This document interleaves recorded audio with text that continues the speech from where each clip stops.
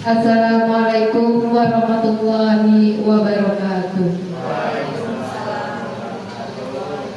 Alhamdulillahirabbil alamin wa bihi nasta'inu ala umuri dunya waddin wassalatu wassalamu ala asrofil anbiya'i wal mursalin wa ala alihi wa sahbihi ajma'in. Yang terhormat Ibu Kepala Sekolah SDN 194 Wiroto Agung, yang saya hormati Bapak-bapak, Ibu guru yang berkenan hadir dalam acara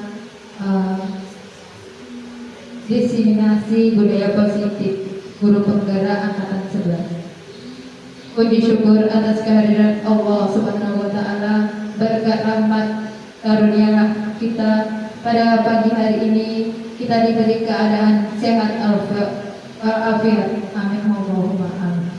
Salawat serta salam tak lupa pula kita haturkan kepada junjungan kita yakni Nabi besar Muhammad sallallahu alaihi wasallam, karena beliaulah yang membawa umatnya dari zaman kebodohan menuju ke zaman yang penuh dengan ilmu pengetahuan seperti yang kita rasakan pada siang. Baiklah, di sini saya selaku pembawa acara akan menyampaikan susunan acara pada pagi hari ini, yaitu susunan acara kegiatan diseminasi budaya positif guru penggerak angkatan 11 SDN 194 Wiroto Agung, Kecamatan Rigo Bujang, Kabupaten Tebo dimulai. Untuk memasuki acara yang pertama yaitu pembukaan, marilah kita baca dengan bacaan basmalah. Bismillahirrahmanirrahim. Semoga dengan pembacaan basmalah kegiatan kita berlangsung tanpa halangan suatu apapun. Acara berikutnya yaitu pembacaan doa yang akan dipimpin oleh Bapak Indra, kepada yang kami persilakan.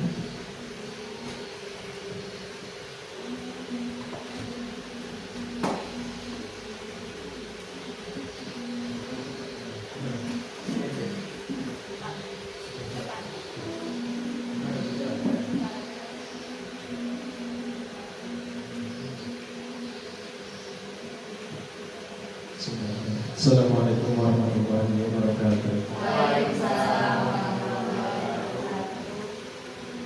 Untuk menambah keberkahan kegiatan kita hari ini, mari kita sejenak berdoa terlebih dahulu dengan mengangkat tangan dan menundukkan kepala. A'udzubillahi minasyaitonir rajim. Bismillahirrahmanirrahim. Alhamdulillahirabbil alamin. Hamdan syakirin hamdan alimin. Hamdan balighan wa mukafi'an mazidah. Ya Rabbana lakal hamdu wa lakal syukru min jalalika wa karimika wa 'azimi sultanika. Allahumma shalli 'ala sayyidina Muhammad wa 'ala ali sayyidina Muhammad. Allahumma ighfir lana dhunubana wa liwalidayna warhamna wa rabbana yaghfir min jami'il muslimin wal muslimat wal mu'minina wal mu'minat al-ahya'i minhum wal amwat innaka 'ala kulli shay'in qadir. Allahumma inna nas'aluka salamatan fid din wa 'afiyatan fil jasad wa ziyadatan fil 'ilm wa barakatan fil rizq wa qawlan qawlan maut wa rahmatan fil maut wa rahmatan fil maut. Allahumma hawwin 'alaina fi shafa'atil maut wa najatan minna wa atqina bis-salam. Allahumma inna nas'aluka ridha al-jannah wa na'udzu bika min as-su'ali wal nar. Rabbana hab lana min azwajina wa dhurriyyatina qurrata a'yun waj'alna lil-muttaqina imama. Rabbana zalamna anfusana wa in lam taghfir lana wa tarhamna lanakunanna minal khasirin. Rabbana wa la tahmilna isran kama hamaltahu 'ala alladhina min qablina. Rabbana wa la tuhammilna ma la taqata lana bihi wa'fu 'anna waghfir lana warhamna anta mawlana fansurna 'alal qawmil kafirin. Rabbana atina fid dunya hasanah wa fil akhirati hasanah wa qina 'adzaban nar. Wassallallahu 'ala sayyidina Muhammadin wa 'ala alihi washabbihi ajma'in. Subhana rabbika rabbil izzati 'amma yasifun wa salamun 'alal mursalin walhamdulillahi rabbil alamin. Assalamualaikum warahmatullahi wabarakatuh. Waalaikumsalam warahmatullahi wabarakatuh.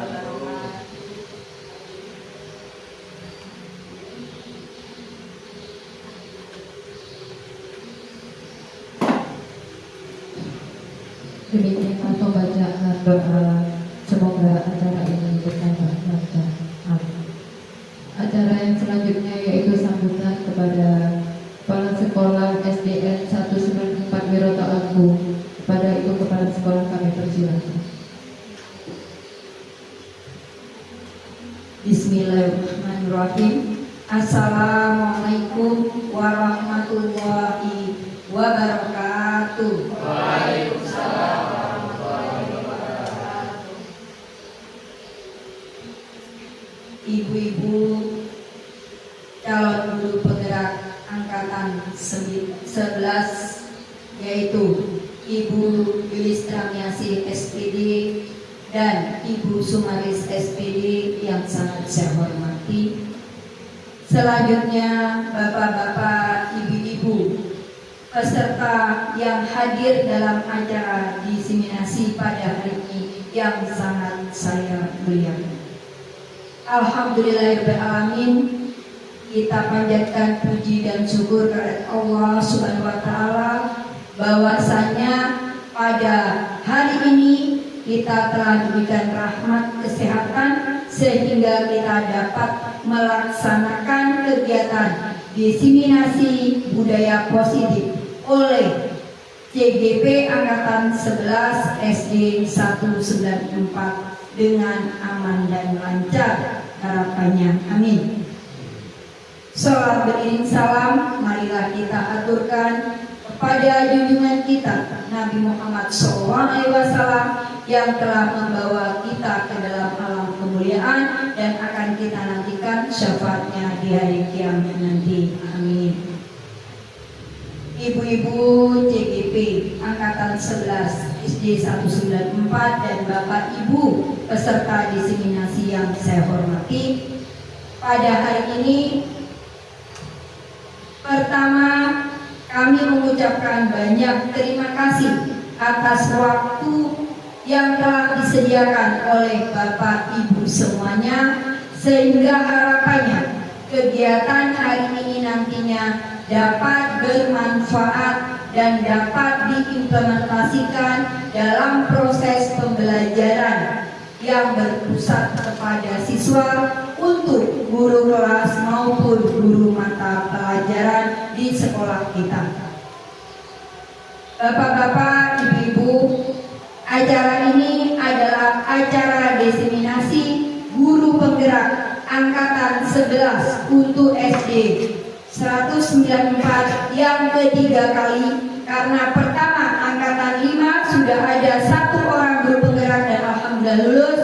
Angkat yang kedua adalah angkatan 9 yang alhamdulillah sudah lulus, dengan harapan untuk yang angkatan 11 ada 4 orang calon guru penggerak di SD 194 dapat lulus dengan baik, dengan bisa mengimplementasikan apa yang sudah didapat pada pelatihan CGP Angkatan 11 untuk SD kita dan untuk sekolah yang ada di sekitar kita semua.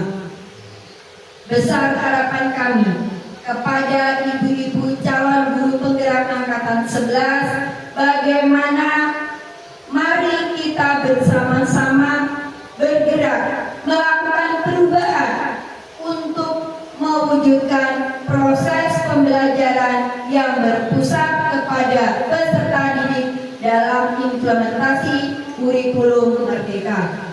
Untuk itu, saya sebagai kepala sekolah sangat berharap bahwa nantinya guru-guru penggerak yang ada di sekolah kita adalah jadi garda depan untuk suri teladan dan contoh, sehingga Bapak Ibu guru semuanya dapat mengikuti jejak dan mengikuti perubahan sebagaimana yang saat ini Bapak Ibu laksanakan di sekolah kita, sehingga harapan ke depan ilmunya jangan hanya tinggal dalam pelatihan atau pendidikan CGP, tetapi ilmu itu akan diimplementasikan dan berbagi praktek baik kepada Bapak Ibu guru di sekolah maupun di luar sekolah kita.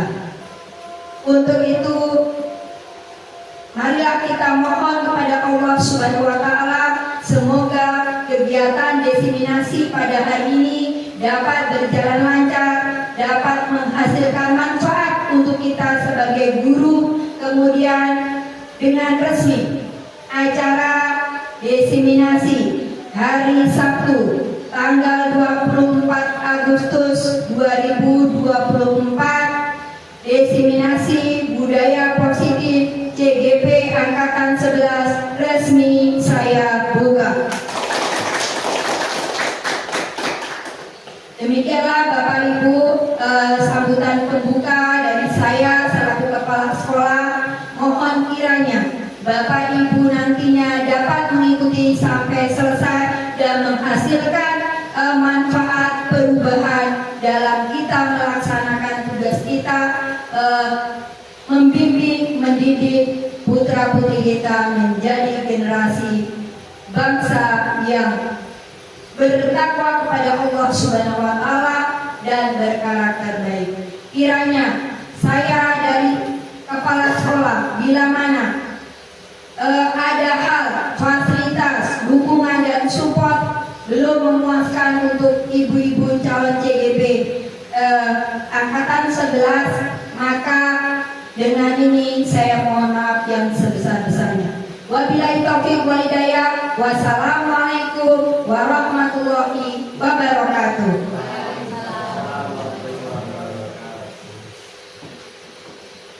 Terima kasih atas sambutan dari Ibu Kepala Sekolah.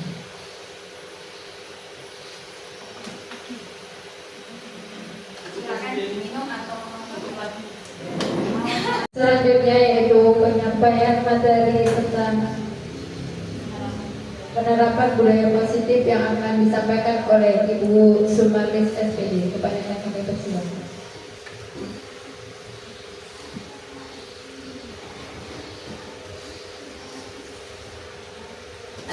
Baik, terima kasih saya ucapkan kepada Ibu MC yang sudah memberikan kesempatan kepada saya. Bismillahirrahmanirrahim. Assalamualaikum warahmatullahi wabarakatuh. Pertama-tama marilah kita ucapkan puji syukur kehadirat Allah Subhanahu wa taala yang telah memberikan kepada kita semua nikmat kesempatan, kesehatan dan umur panjang sehingga kita dapat bertemu di ruangan ini dalam keadaan sehat walafiat, tidak kurang suatu apapun. Salawat dan salam tak lupa kita haturkan kepada Nabi besar kita Nabi Muhammad SAW yang telah membawa umatnya dari zaman kebodohan menuju zaman yang penuh dengan ilmu pengetahuan seperti yang kita rasakan pada saat ini. Pertama-tama saya ingin mengucapkan terima kasih kepada Bapak Ibu guru yang telah bersedia hadir di ruangan ini untuk menerima pemaparan materi tentang penyebaran pemahaman dan penerapan pengalaman budaya positif. Di sini saya adalah CGP Angkatan 11 Kabupaten Tebo, Provinsi Jambi. Dari SD kita yaitu SD Negeri 194 Wiroto Agung.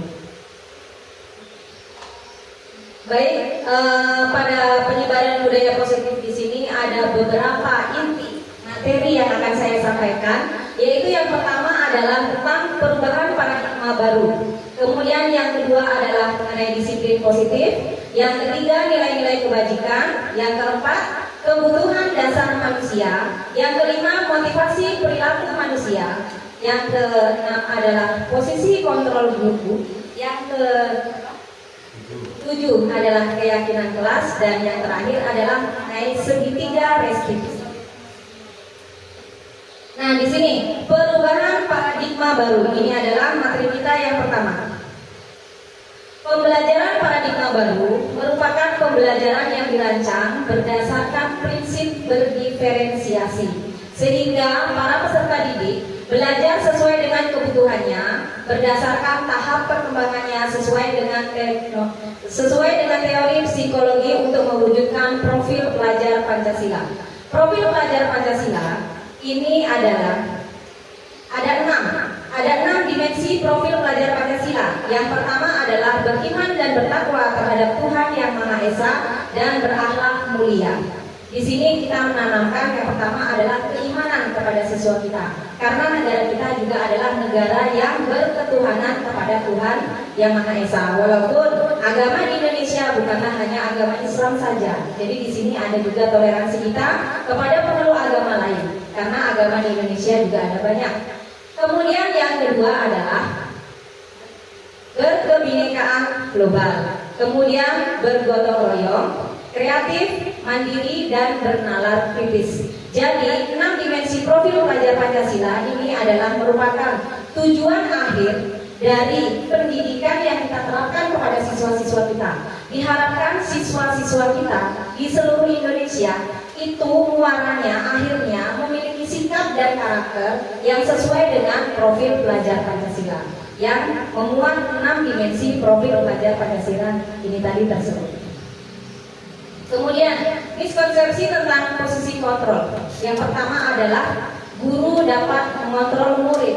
Tentu ini tidak benar. Kita tidak bisa mengontrol orang lain. Yang bisa kita kontrol adalah diri kita sendiri. Kalau orang lain itu sudah di luar kuasa kita. Kemudian ilusi bahwa orang dewasa berhak memaksa. Ini juga tidak bisa. Kita sebagai guru di sini berarti kita berposisi sebagai orang dewasa. Dan anak-anak itu adalah yang kita anggap lebih kecil dari kita. Di sini kita tidak bisa memaksa kepada anak didik kita ataupun kepada anak kita sendiri. Kita tidak bisa memaksa kepada mereka.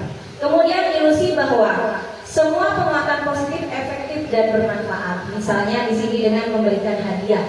Nah, bagaimana bila hadiah itu tidak diberikan kembali? Otomatis penguatan itu akan hilang dari diri siswa. Jadi ini juga bermanfaat. Kemudian ilusi bahwa mengkritik dan membuat rasa bersalah mampu menguatkan karakter siswa. Ini juga tidak baik.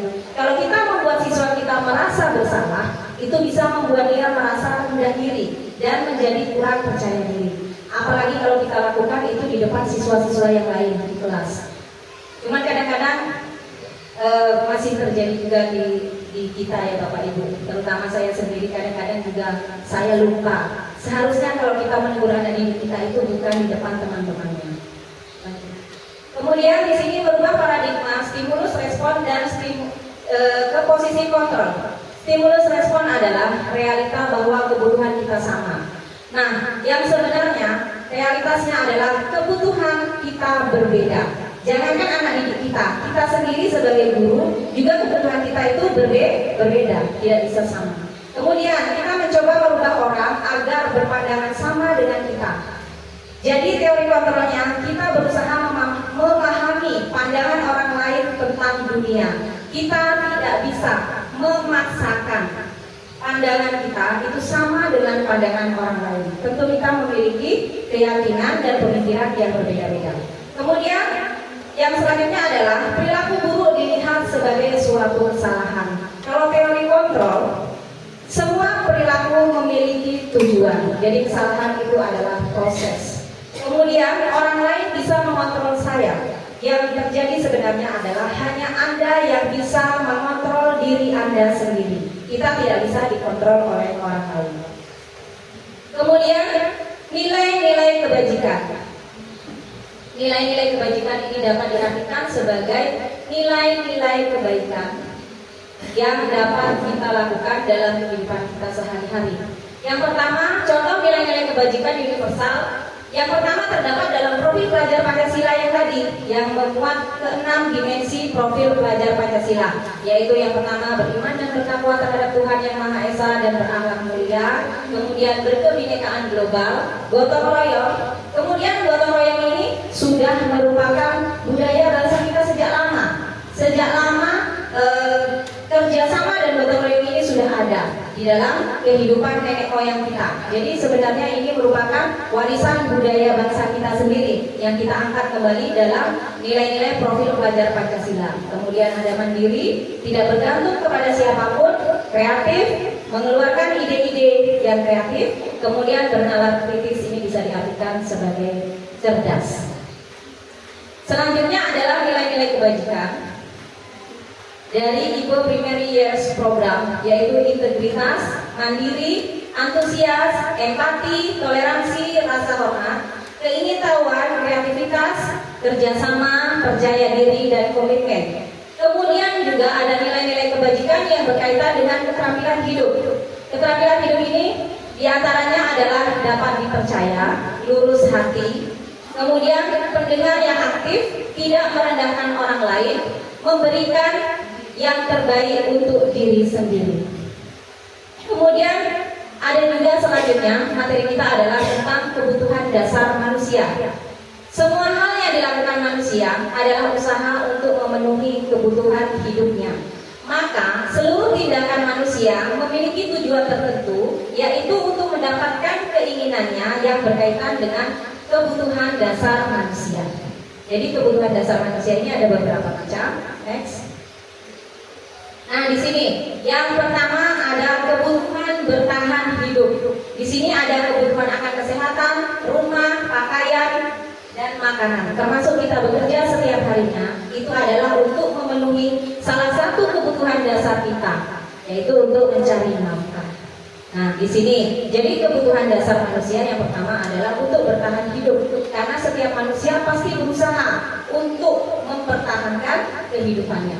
Kemudian yang kedua ada kebutuhan rasa kasih sayang dan rasa diterima. Kebutuhan untuk memberi dan menerima kasih sayang, kebutuhan akan hubungan dan koneksi sosial. Karena tidak bisa dipungkiri bahwa manusia adalah makhluk sosial. Makhluk sosial berarti tidak bisa hidup sendiri. Nah, seperti kita juga, kita tidak bisa hidup sendiri. Kalau kita hidup sendiri, kita mau mengajar siapa? Nah, jadi berarti kita juga membutuhkan murid kita. Berarti kita membutuhkan murid kita untuk menjadi peserta didik kita. Kemudian yang ketiga adalah kebutuhan akan penguasaan, yaitu menjadi kompeten, terampil, diakui, didengarkan, dan rasa memiliki harga diri. Nah, ini juga merupakan kebutuhan dasar manusia. Termasuk di sini adalah kebutuhan akan harga diri. Setiap manusia pasti tidak ingin direndahkan oleh orang lain. Kemudian yang keempat adalah kebebasan. Kemandirian, otonomi, memiliki pilihan dan mampu mengendalikan arah hidup.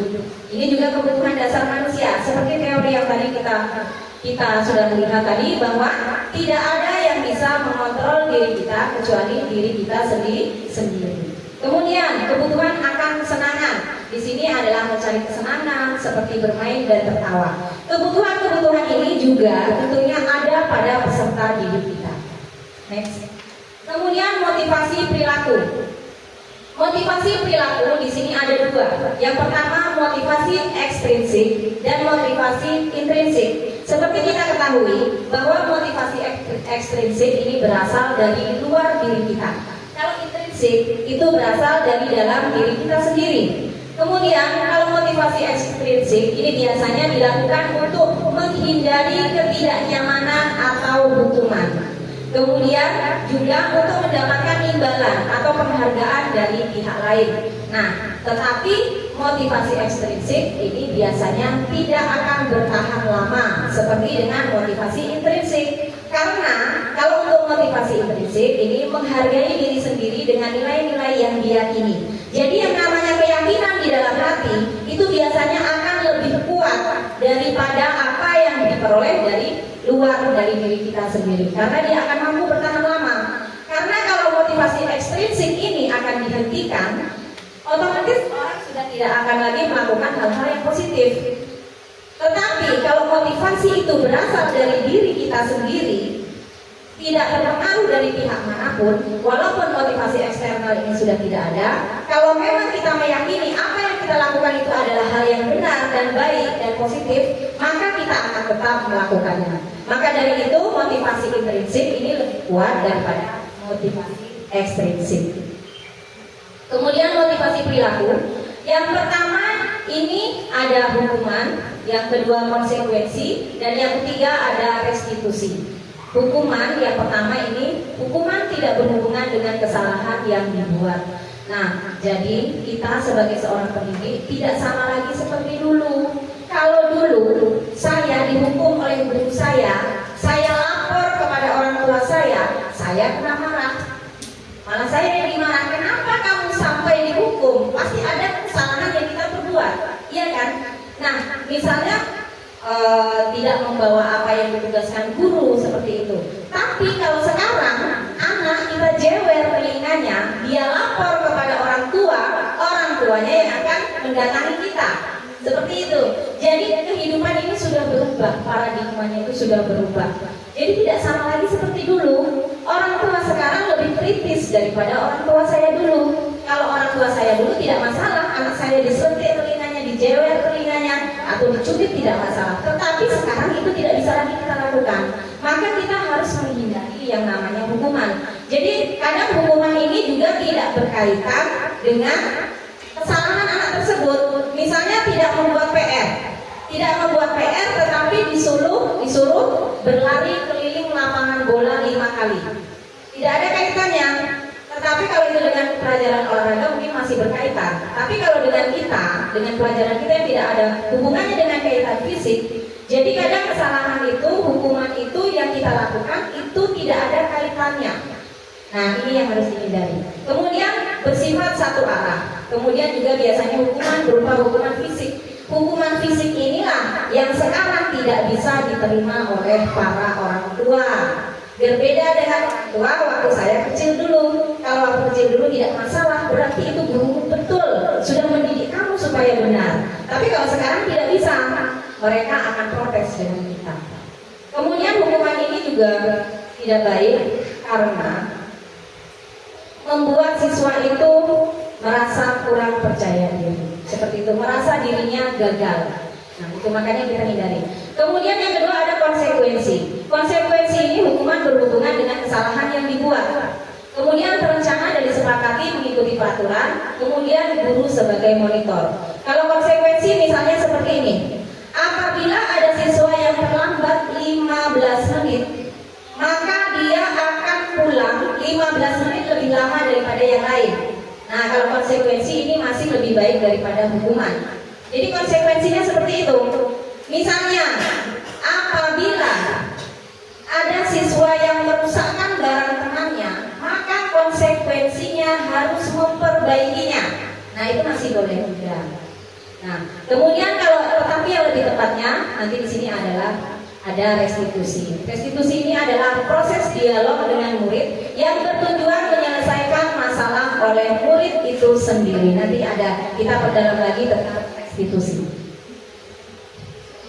Nah, di sini ada posisi kontrol guru. Baik Bapak Ibu supaya tidak tegang, kita ice breaking sebentar ya. Nah, kita ice breaking sebentar. Tepuk-tepuk tadi sudah. Nah, sekarang ikuti apa yang saya katakan. Yang saya katakan ya. Misalnya hidung. Yang saya katakan ya, bukan yang saya lakukan ya. Kemudian mata. Dahi. Ini salah. Dahi. Kemudian rambut. Udah fokus semua. Kalau yang ini pasti tidak fokus. Saya mau Pak Moko dulu. Pak Moko jarinya menunjukkan hasil yang benar, tetapi mulutnya mengucapkan hasil yang salah. Sudah pernah lihat? Belum. Oke, sekarang kita coba dulu ya. 3 tambah 7. 5. Oke, mantap. Mama fokus, nggak bisa dikejar ini. Sekarang Bu Yani coba. 2 tambah 4. 6. Salah. Tangannya yang benar, mulutnya yang salah. Nah, sekarang ini dari sini. Bapak dulu. Apakah itu seperti Pak Moko? 3 tambah 3. 9. Oke, mantap. Mikirnya jangan kelamaan. Sekarang 3 tambah 5. 8. Salah kembali. Mulutnya apa? Mulutnya yang 9. Sekarang Ibu. 3 tambah 2. Nah, oke. Ternyata Ibu masih fokus. Bagus. Baik, di sini kita lanjutkan posisi kontrol guru. Di sini posisi kontrol yang pertama adalah sebagai penghukum, yang kedua sebagai teman, ketiga pembuat rasa bersalah, yang keempat pemantau, dan yang kelima manajer. Ini adalah posisi kita sebagai seorang guru. Lanjut. Nah, jadi penghukum, contohnya di sini adalah keliling jika siswa tidak mengerjakan tugas dari guru. Jadi hukumannya adalah keliling lapangan 5 kali. Nah, di sini kalau tugasnya Indonesia, tidak membuat misalnya karangan. Apakah ada kaitannya dengan keliling lapangan bola? Tidak. Nah, kemudian juga siswa akan capek secara fisik. Kalau ini masih mending ya, kalau zaman dulu itu bisa dipukul, pek gitu pakai penggaris.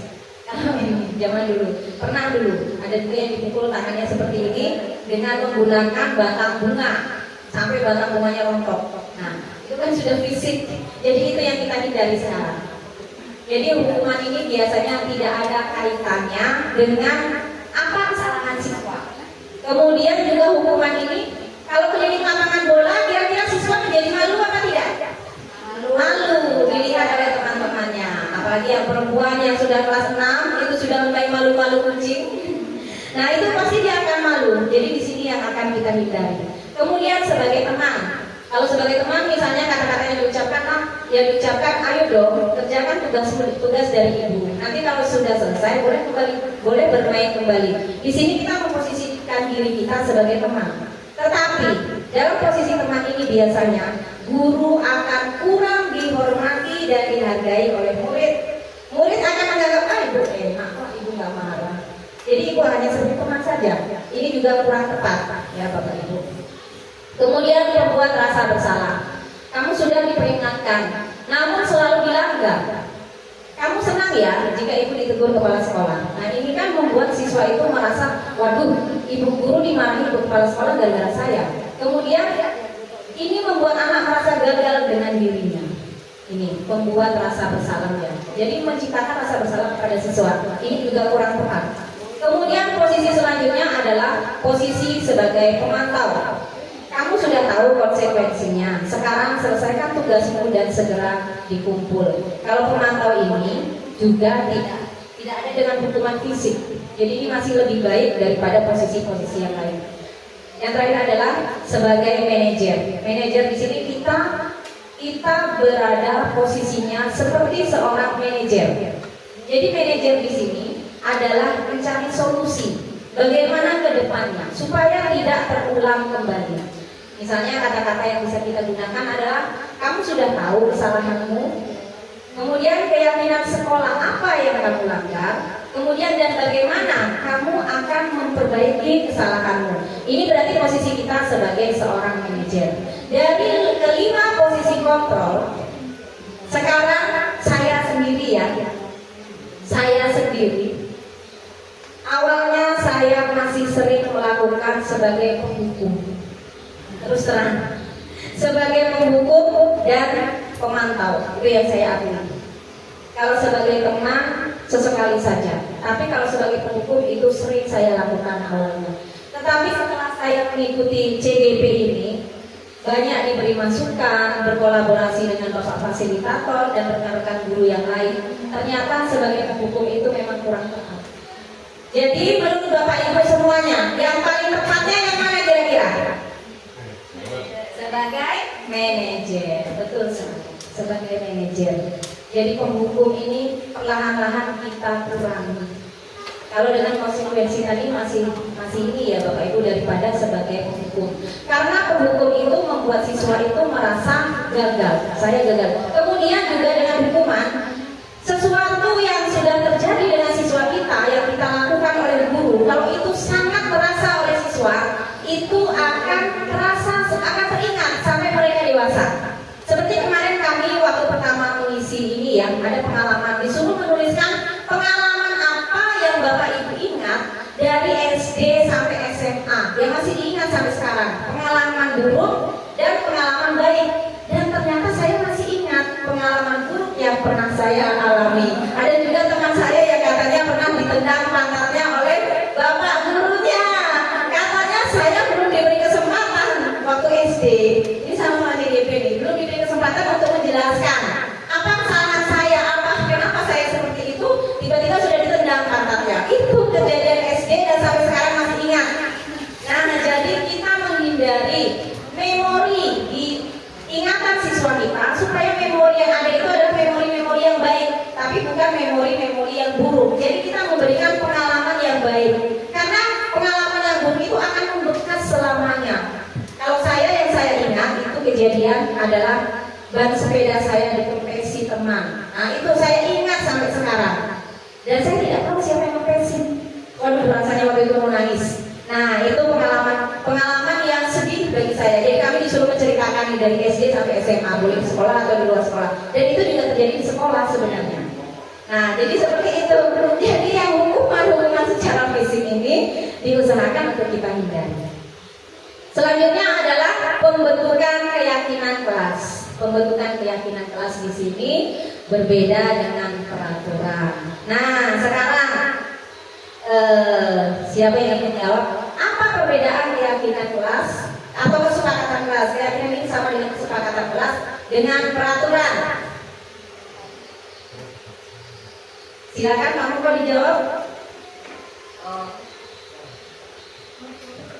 Apa perbedaan antara keyakinan dan kesepakatan kelas? Baiklah, terima kasih. Keyakinan kelas yaitu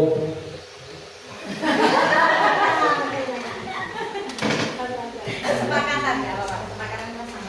keyakinan yang diyakini dan bersama dari siswa tersebut. Dan peraturannya itu paksaan yang seolah-olah itu tidak baik untuk siswa tersebut. Baik, terima kasih kepada Pak Agus. Jadi peraturan itu intinya memaksa. Jadi peraturan itu juga hanya sepihak. Kalau tidak dilakukan ada hukuman. Biasanya seperti itu. Nah, kita bahas dulu tentang keyakinan.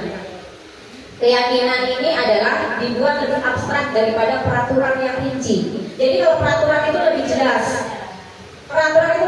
Misalnya buanglah sampah pada tempatnya. Itu lebih jelas. Tapi kalau keyakinan kelas itu menjaga kebersihan. Jadi dia lebih abstrak memang, tapi cakupannya lebih luas. Seperti itu. Misalnya dilarang berbicara saat guru menjelaskan. Nah itu. Tetapi kalau keyakinan kelas itu biasanya menjaga ketertiban dalam belajar. Jadi dia memang lebih abstrak, tapi cakupannya lebih luas.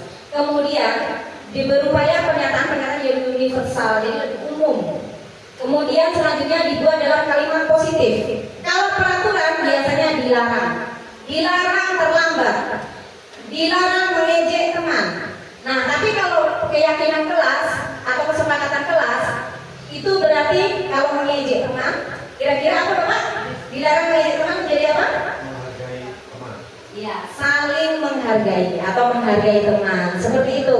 Kemudian dilarang terlambat itu berarti menjaga kedisiplinan atau sama-sama mendisiplinkan diri. Kemudian kalau keyakinan kelas tidak terlalu banyak karena dia universal, cakupannya lebih luas. Kemudian juga dapat diterapkan di lingkungan sekolah. Semua warga kelas hendaknya terlibat dalam pembuatan keyakinan kelas tersebut. Jadi dalam pembuatan keyakinan kelas, dalam pembuatan keyakinan kelas di sini kita melibatkan murid-murid kita. Sebenarnya saya sudah buat juga, tapi lupa memasukkan foto-fotonya di sini. Ada saya buat kemarin di tempel-tempel dan hasil keyakinannya adalah ini, kesepakatan kelas 4B. Nah, jadi kesepakatan ini biasanya kita buat dulu. Anak ini berkelompok. Misalnya di sini kita kasih sticky note. Dia menuliskan apa-apa saja yang mereka inginkan terjadi di kelas. Sebaiknya yang mereka inginkan, misalnya tidak boleh terlambat, terus mau mengerjakan PR, seperti itu. Setelah kita kumpulkan mana yang kira-kira usulan dari anak-anak tadi yang sama, kita kumpulkan.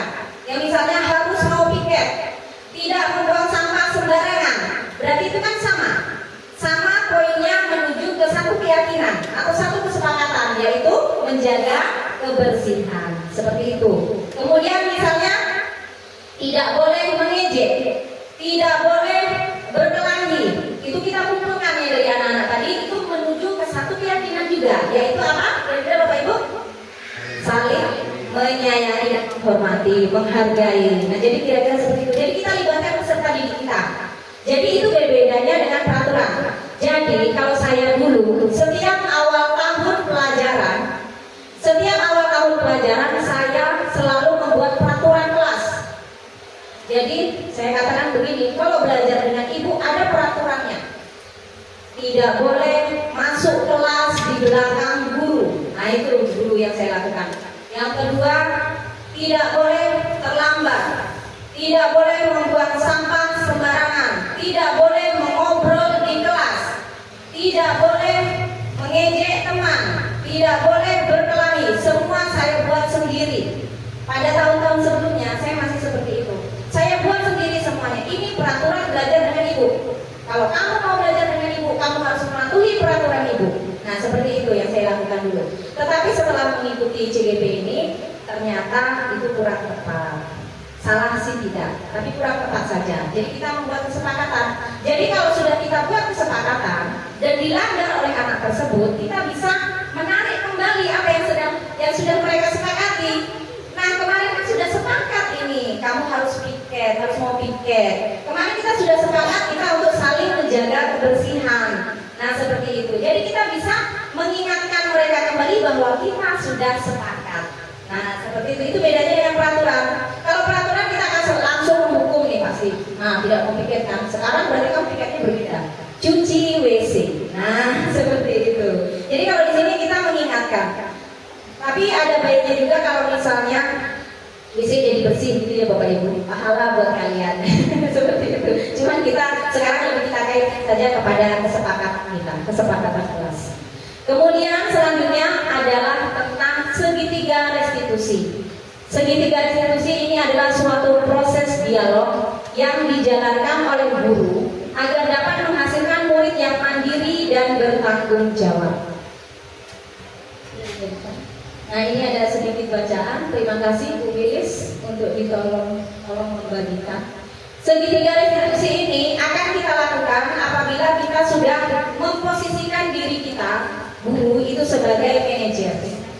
Ya, jadi kita sudah memposisikan diri kita sebagai seorang manajer. Awalnya saya pikir apakah seperti manajer perusahaan. Tadinya saya berpikir seperti itu. Wah, jadi manajer nih saya. Karena saya juga pernah kerja di swasta. Nah, ternyata sedikit berbeda. Next. Ya, manajer bagi siswa-siswa kita. Nah, di sini kalau posisi kita sebagai manajer, jika siswa kita melakukan kesalahan, maka kita akan melakukan tahapan-tahapan ini. Nah, ini yang dinamakan dengan tahapan segitiga restitusi. Jadi yang pertama itu adalah menstabilkan identitas. Kita tidak langsung menjudge anak itu, kamu salah, kamu misalnya tidak bisa, kamu nakal. Itu tidak kita lakukan lagi, tapi kita stabilkan dulu psikologi anak tersebut. Selanjutnya yang kita lakukan adalah validasi tindakan yang salah. Kita tidak mengatakan bahwa tindakan mereka benar, tidak. Kita tetap mengatakan bahwa apa yang mereka lakukan itu tetap salah ya. Tapi bukan menyalah-nyalahkan. Nah, seperti itu. Kalau menyalah-nyalahkan nanti dia jadi, kalau dalam posisi ini dia menjadi minder, dia menjadi rendah diri, menjadikan dirinya, aduh aku kok seperti ini, saya jadi malu. Nah, seperti itu. Jadi kita tetap mengatakan bahwa yang dia lakukan itu tetap salah, tidak kita benarkan. Selanjutnya menanyakan keyakinan. Nah, di saat kita menanyakan keyakinan inilah kita tanyakan, oh ada penjelasannya ya. Nah, di sini menstabilkan identitas. Berdasarkan prinsip bahwa berbuat kesalahan itu adalah bagian dari pembelajaran. Kemudian misalnya kata-kata yang dapat kita katakan kepada siswa kita itu misalnya adalah berbuat salah itu wajar. Tidak ada manusia yang sempurna. Bapak ibu guru juga pernah melakukan kesalahan. Kemudian ibu tidak mau mencari siapa yang salah, tapi ibu atau bapak guru ingin mencari solusi dari permasalahan ini. Kemudian kamu merasa begitu, kamu berhak merasa begitu. Kita tanyakan nanti ada alasannya ya. Next. Nah, di sini validasi tindakan yang salah. Jadi kita tetap mengatakan tindakan itu memang salah. Berdasarkan prinsip setiap perilaku berusaha memenuhi suatu kebutuhan tertentu. Jadi kita tanyakan kenapa alasannya. Jadi tidak yang seperti teman saya tadi, tidak sempat ditanya alasannya tiba-tiba ditendang. Jadi sampai sekarang dia sudah jadi guru, itu sampai sekarang masih ingat. Biasanya anak itu ada sebab akibat kenapa dia seperti itu ya Bapak Ibu. Jadi kita tanyakan dulu alasannya mengapa. Kemudian padahal kamu bisa melakukan yang lebih buruk dari ini ya. Tapi kita bukan berarti membenarkan dia ya. Tapi kamu pasti punya alasan. Kemudian kamu patut bangga karena telah melindungi sesuatu yang penting buatmu. Mungkin dia melakukan sesuatu itu karena ingin melindungi harga dirinya, misalnya seperti itu. Kemudian kamu melakukannya karena mempertahankan sesuatu yang penting bagimu. Nah, ada itu kadang-kadang anak kemarin, dia kehilangan tas, nangis pas upacara. Ternyata tas itu pemberian dari temannya. Apakah ada uangnya di situ? Seperti itu kan ditanyakan upacara 17 Agustus itu kan rame. Nah, ternyata dia sampai nangis-nangis. Apakah uangnya banyak di situ? Mungkin seperti itu ditanyakan kan. Ternyata itu pemberian dari temannya. Jadi itu bagi dia sangat berharga. Nah, di sini kita juga harus menggali alasan apa di balik anak tersebut melakukan kesalahan. Next. Nah, di sini yang ketiga dari segitiga restitusi tadi adalah menanyakan keyakinan. Kesepakatan atau keyakinan itu sama. Berdasarkan prinsip teori kontrol bahwa pada dasarnya kita termotivasi secara intrinsik. Nah, jadi kalau sudah kita katakan, oh itu memang kesalahannya, kita tanyakan alasannya. Kemudian kita tanyakan keyakinan, apakah keyakinan kelas kita, maksudnya yang dilanggar oleh dia, yang berkaitan dengan yang dilanggar oleh anak tersebut ya. Apakah kamu masih ingat keyakinan kelas mana yang kamu langgar, atau kesepakatan kelas apa yang kamu langgar? Kemudian nilai-nilai apa saja yang telah disepakati bersama? Kita ingatkan kembali dari kesepakatan yang sudah kita buat. Makanya kita bisa menerapkan segitiga restitusi kalau kita sudah membuat kesepakatan kelas. Kalau kita belum membuat kesepakatan kelas seperti ini, ya kita tidak bisa menanyakan keyakinannya. Jadi memang harus kita buat dulu. Dalam membuat keyakinan kelas itu kita melibatkan peserta didik kita. Kita selalu melibatkan usulan-usulan dari mereka. Setelah jadi kita tempelkan. Apabila mereka berbuat salah, nah di sini kita tarik kembali apa kesepakatan kelas yang sudah kamu langgar, atau nilai-nilai apa saja yang telah kita sepakati bersama. Nah seperti itu. Kalau lupa, ayo silakan baca. Ada anak yang pura-pura lupa atau lupa. Saya sudah terapkan ya Bapak Ibu. Tapi ada yang pura-pura lupa. Baca. Ayo silakan baca. Nah ini. Silakan dibaca. Yang mana? Seperti itu misalnya tidak pikirkan. Yang mana yang kamu langgar? Silakan baca kalau lupa. Seperti itu. Jadi kalau kita mau menerapkan segitiga restitusi, berarti kita harus membuat kesepakatan kelas terlebih dahulu. Kemudian seperti apa gambaran sebuah kelas yang ideal menurut kamu? Kemudian kamu ingin menjadi orang yang seperti apa? Kalau misalnya saya ingin menjadi orang yang pintar, Bu, yang cerdas. Nah, kalau ingin pintar, ingin cerdas, berarti kesepakatan yang mana nih kalau tidak mau mengerjakan PR misalnya? Berarti harus bertanggung jawab. Berarti kan kalau dia sudah mengatakan bertanggung jawab, berarti nanti kamu sampai besar kamu bisa menjadi orang yang bertanggung jawab. Nah, kira-kira seperti itu. Nah, selanjutnya masih ada? Nah. Silakan Bapak Ibu yang ingin bertanya.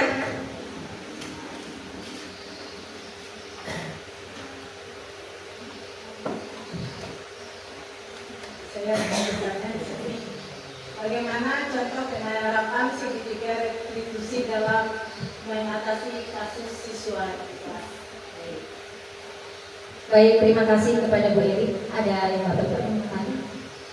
Ada nggak? Nah, baik. Jadi bagaimana penerapan segitiga restitusi ya Bapak Ibu? Nah, di sini saya sudah pernah melakukan penerapan segitiga restitusi. Baik, kita tonton.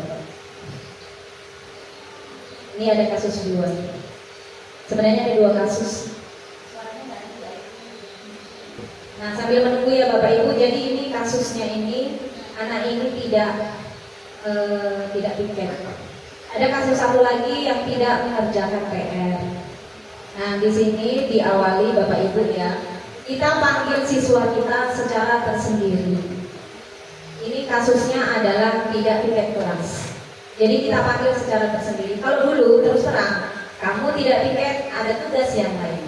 Cuci WC dengan kita. Nah sekarang coba. Nah di sini saya menanyakan, apakah Nak Lutfi tahu kenapa Ibu panggil? Nah seperti itu. Jadi kita stabilkan dulu anak tersebut supaya tidak langsung terkejut. Nah, kalau misalnya dia tidak tahu, nah Lutfi tahu tidak kenapa ibu panggil? Kalau seandainya dia bilang tidak tahu bu, ya kita jelaskan. Nah, di sini ibu mendapat laporan dari penangkap piket bahwa kamu tidak piket. Nah, di sini baru dia ingat. Setelah dia ingat, baru di sini dia kita arahkan juga untuk minta maaf. Ya, dia bu, saya tidak piket, saya minta maaf. Jadi kita tetap mengarahkan dia untuk tetap minta maaf. Jadi walaupun kita menstabilkan identitas, bukan berarti kita membenarkan anak kita. Nah, kita tanyakan, kamu kalau dia sudah tahu apa salahnya, dia sudah minta maaf, kita tanyakan, kamu pasti punya alasan kenapa kamu tidak piket. Nah, di situ. Nah, jadi dia memberikan alasan, saya tidak piket karena saya ingin cepat pulang. Karena kalau kami piket biasanya di akhir kegiatan. Jadi yang piket hari Senin itu dilakukan di hari Sabtu pada saat pulang. Nah, di sini dia mengatakan bahwa karena dia ingin cepat pulang supaya bisa bermain.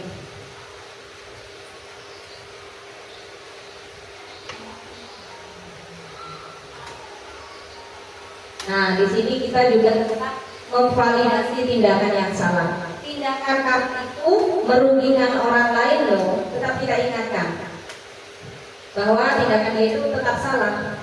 Nah, di sini sudah masuk tahap yang ketiga, yaitu menanyakan keyakinan.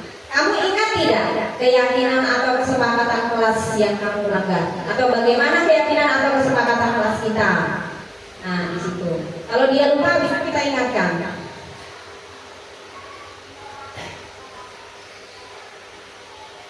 Nah, kita tanyakan kesepakatan yang mana yang kamu langgar. Misalnya kalau piket itu bisa tentang, kalau piket berarti tentang apa Bapak Ibu? Ya, menjaga kebersihan. Bisa juga untuk bertanggung jawab. Betul sekali. Tepuk tangan untuk kita sendiri. Nah, lanjut ya. Nah, menjaga kebersihan. Nah, di sini kita tanyakan, bagaimana kamu akan merubah kesalahanmu? Nah, seperti itu ya. Bagaimana kamu akan merubah kesalahanmu? Nah, saya akan piket bersama teman-teman saya. Kemudian kalau misalnya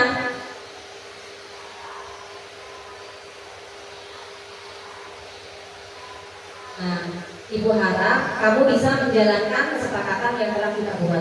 Nah, di sini kalau ini kan berkaitannya hanya kaitannya di sekolah. Tapi kalau yang kasus satu lagi itu tentang PR, ini pada saat bagaimana kamu akan merubah kesalahanmu, ini kita bisa tanyakan juga siapa yang akan membantumu untuk mengingatkannya. Nah, seperti itu bisa. Jadi, misalnya kita korek nih, siapa kira-kira yang akan mengingatkan anak kita supaya mau mengerjakan PR? Misalnya saya akan diingatkan oleh orang tua saya. Nah, boleh, bagus. Kemudian bagaimana caranya lagi? Saya akan mengerjakannya saat pulang sekolah langsung. Kita gali dari dia. Jadi dia sendiri yang akan mencari solusi untuk dirinya sendiri atas kesalahan yang sudah dia buat. Nah, inilah yang dimaksud dengan segitiga restitusi. Ini contohnya. Baik, Bu Eri, kira-kira cocok jawabannya? Cocok. Ya, beri tepuk tangan untuk Bu Eri. Next. Baik, Bapak Ibu. Nah, kita masuk ke penutup. Rasanya sudah lama. Di sini dalam penerapan program disiplin positif, hendaknya guru memiliki standar kepribadian, profesional dan sosial yang baik, di mana guru mampu merefleksikan dirinya dalam posisi kontrol saat ini. Bagaimana perjalanan dirinya sebagai among atau manajer yang menuntut siswa menjadi insan yang mandiri, merdeka dan bertanggung jawab sesuai dengan standar nasional pendidikan. Jadi, kita sebagai seorang guru itu hanya sebagai kita menerapkan sistem among. Kalau among dalam bahasa Jawa ini kan dikutip dari pemikiran Bapak Dr. Dewantara. Among ini berarti artinya ngomong kalau bahasa Jawa. Ngomong itu menuntun, mengasuh. Nah, jadi kita sebagai seorang guru itu kita hanya bisa menuntun siswanya menjadi siswa yang seperti apa. Kata Bapak Kiai Dewantara, kita itu ibaratkan sebagai seorang petani. Petani itu hanya bisa membuat tanaman itu menjadi subur.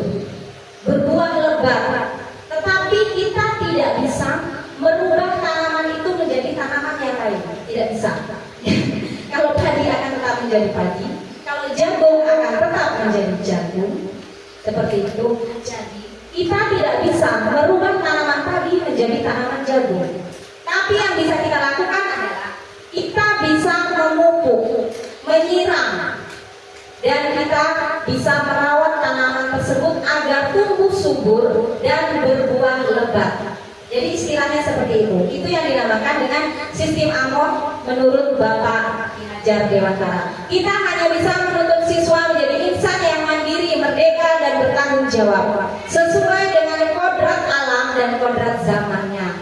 Maaf, di sini saya tidak menggurui, saya hanya berusaha berbagi apa yang sudah saya dapat selama pendidikan CGP beberapa bulan ini. Mohon maaf atas segala kesalahan. Terima kasih atas kehadiran dan partisipasinya. Saya akhiri, wabillahi taufiq wal hidayah. Wassalamualaikum warahmatullahi wabarakatuh. Silakan kepada Ibu MC.